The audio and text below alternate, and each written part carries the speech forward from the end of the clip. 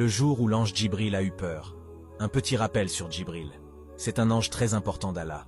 C'est l'ange qu'Allah envoie au prophète pour lui dire qu'il est prophète et pour l'aider dans certaines tâches.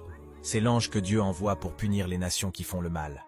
C'est l'ange qui portera la balance le jour du jugement. C'est un ange extrêmement fort. Il avait une relation particulière avec le prophète Mohammed. Que la paix soit avec lui. Il entretenait une relation d'amitié.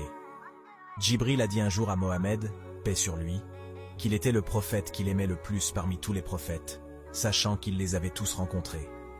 Un jour, notre prophète était assis en train de parler avec l'ange Djibril lorsque, soudain, ils virent le ciel se fissurer. Ils virent un ange descendre et s'approcher d'eux. Et pendant que cet ange s'approchait d'eux, le prophète a vu Djibril devenir petit, comme s'il avait peur, comme s'il n'était pas dans son état normal.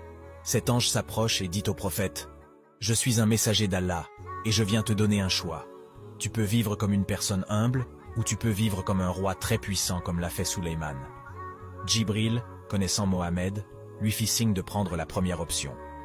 Une fois que notre prophète eut répondu, l'ange retourna au ciel.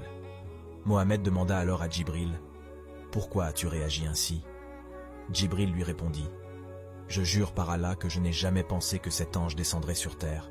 C'est la première fois qu'il descend sur terre. Il ne descendra que pour annoncer la fin du monde. » Mohammed lui demanda, « Qui est cet ange ?» Djibril répondit, « Cet ange, c'est Israfil.